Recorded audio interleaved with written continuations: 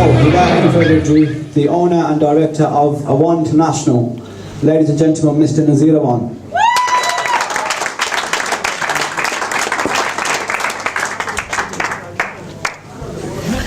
Hello ladies and gentlemen, very nice to be here and see so many lovely people.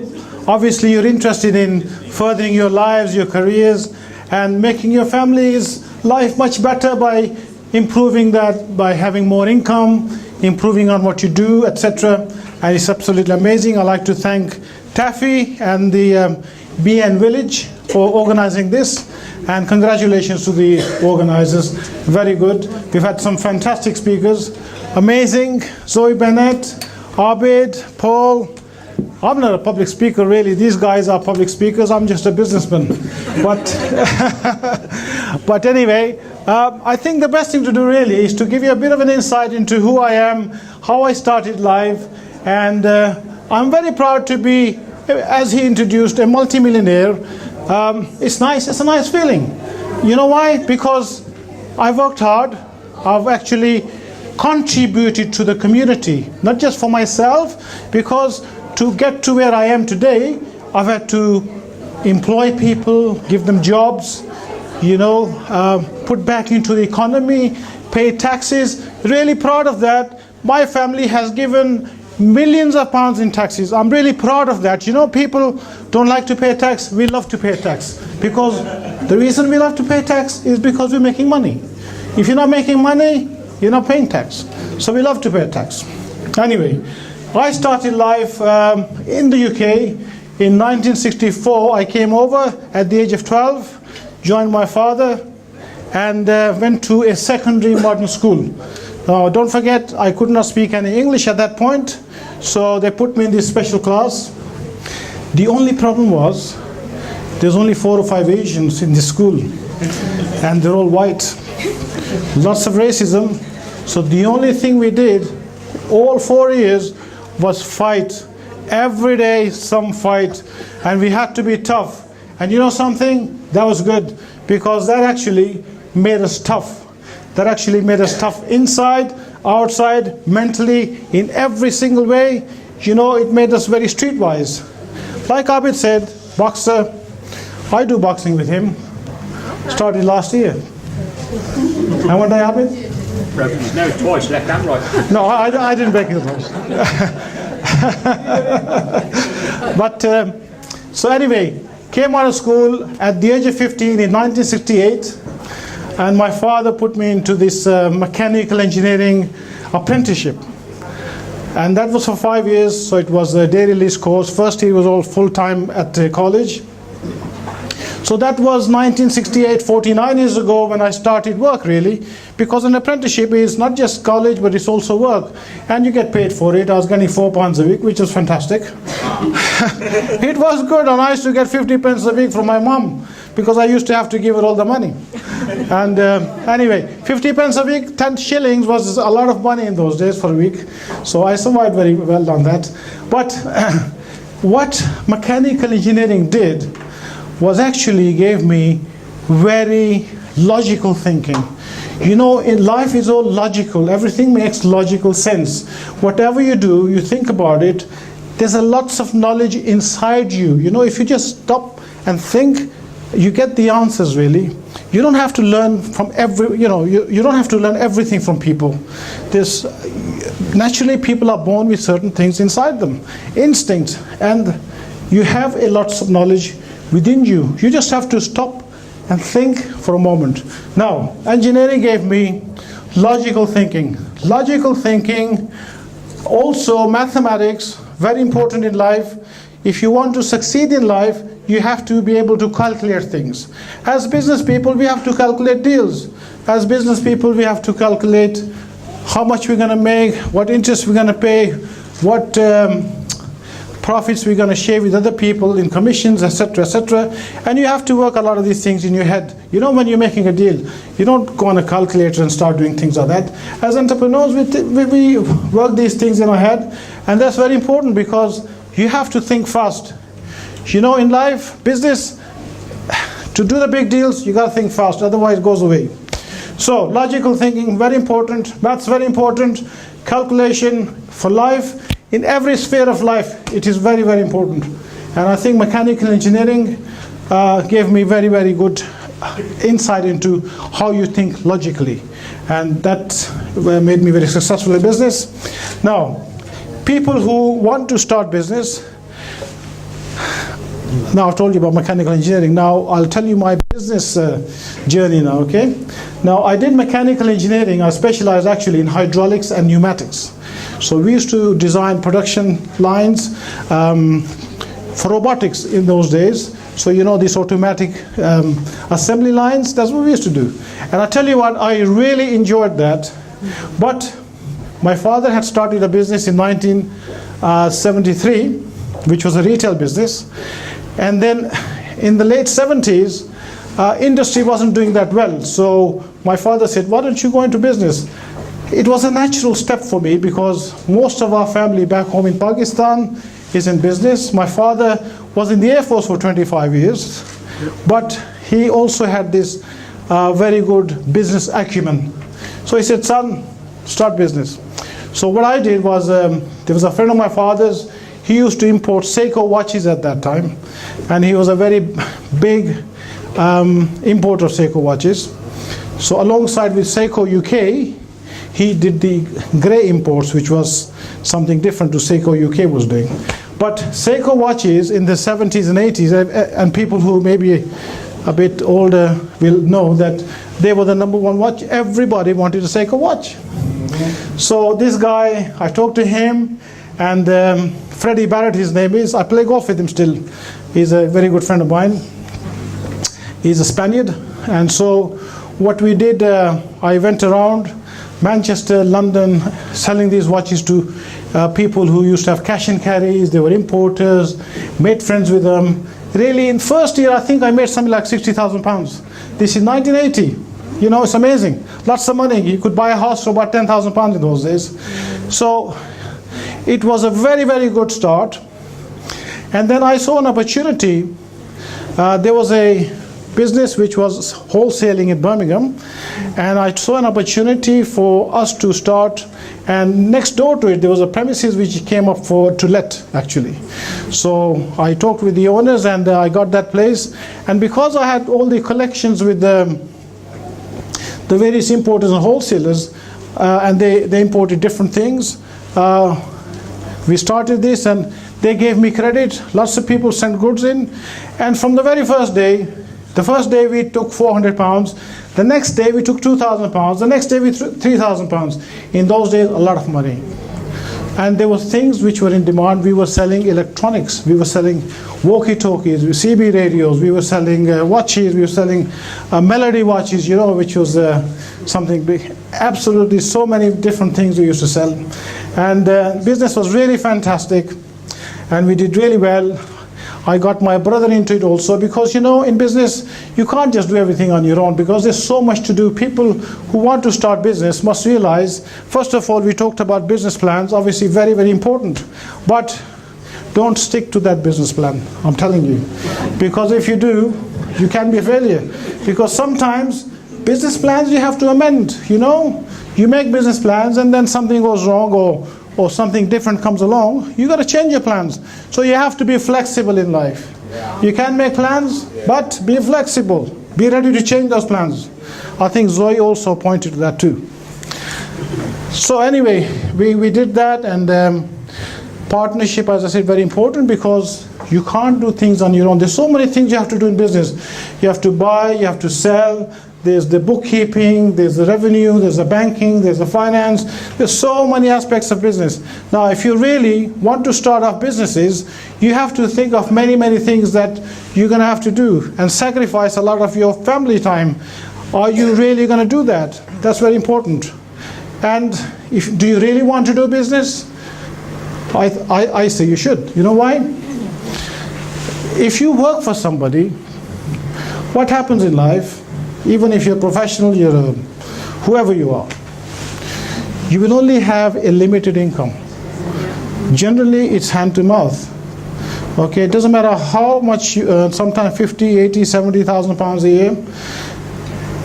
it's always your actually expenses are according to what you earn, because you're living in a better house, you buy better cars, you send your kids to private schools, and really have nothing left.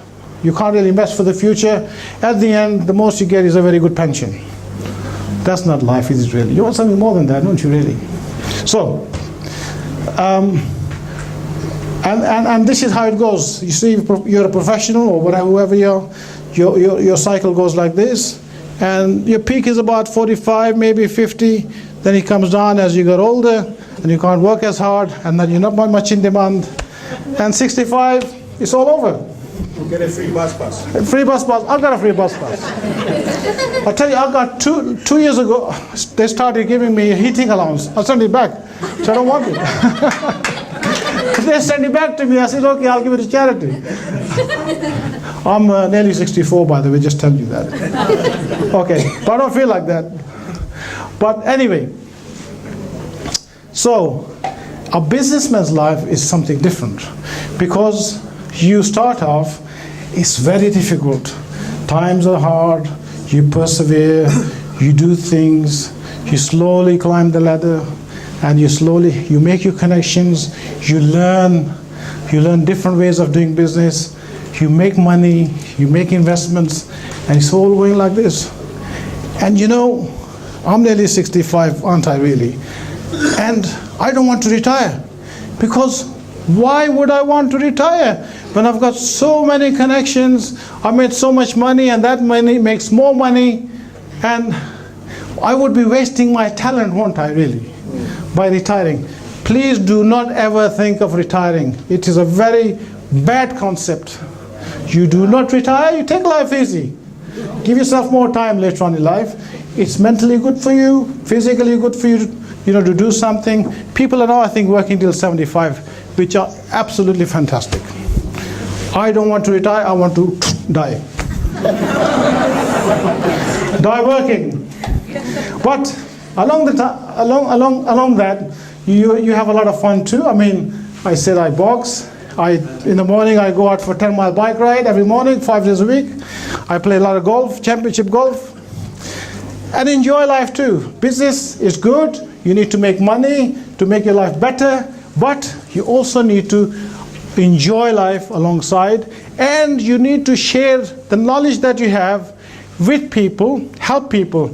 We started a company called Institute of Asian Businesses alongside the Chamber of Commerce in Birmingham, 1987-88.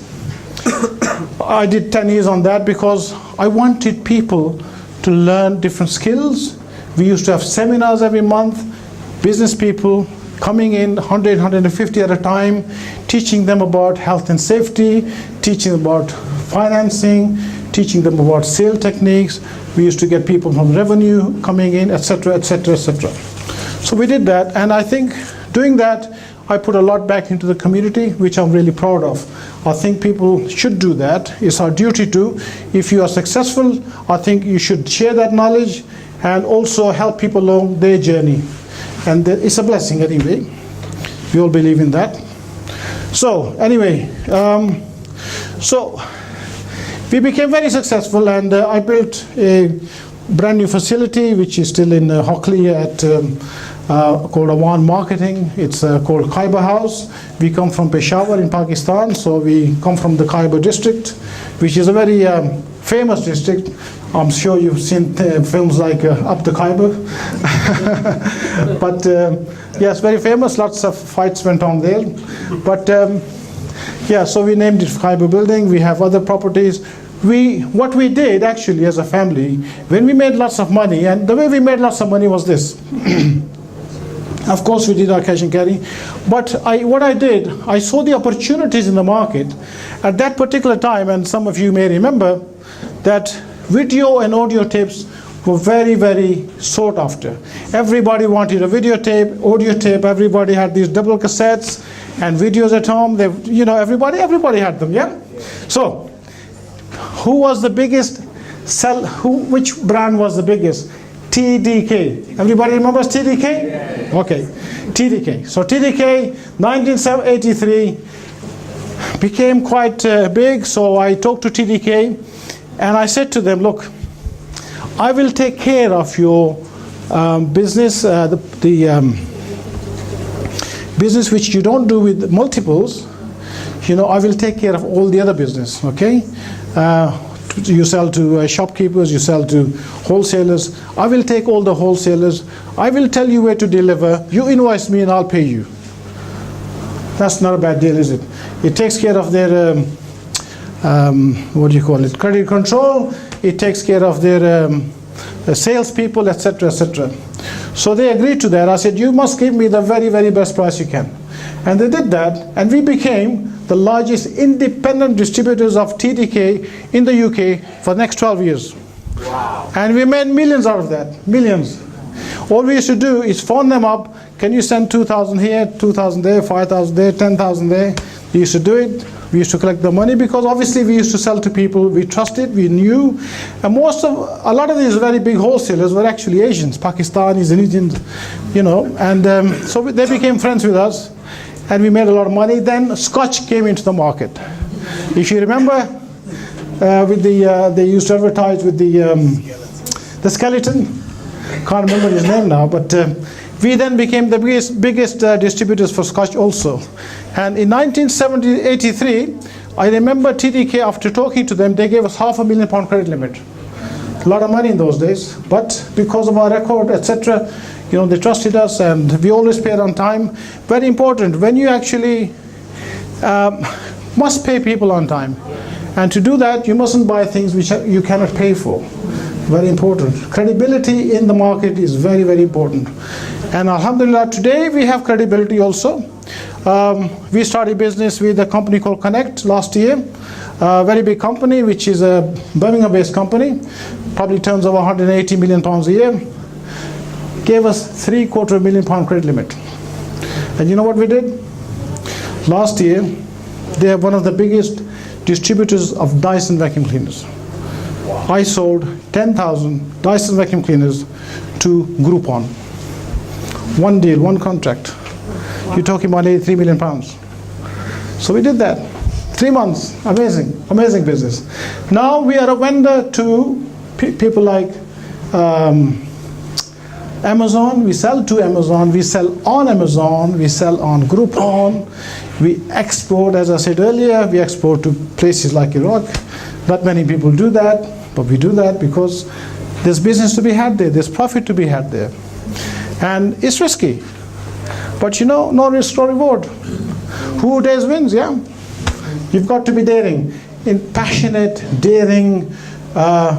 You want to do things. You want to succeed. When I get up in the morning, I do the same as what Zoe says. Yeah. I don't shout really, but I just probably too old to shout now, yeah? I just jump out of bed and say, I'm going to do it. But you've got to believe in yourself. That's very important. Very important lesson. Believe in yourself. Don't ever give up. There are hurdles along the way. If you want to do business, you want to be up there. When you're older, you want to have plenty of money. You want to be able to do things that you want to do. I don't have to worry about my bills or my cars or my homes or anything else. Nothing else.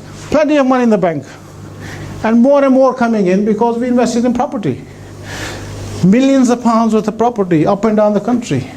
We have money coming in. If I just sit down, I can just relax and have a nice time. But that's not life really. Have a nice time, also work, put back into community, pay your taxes. Very, very important. Be proud of paying your taxes because you're making money. Don't shy away from that. And that's why I hate people who actually don't like to pay tax or evade tax. Not a very good thing to do.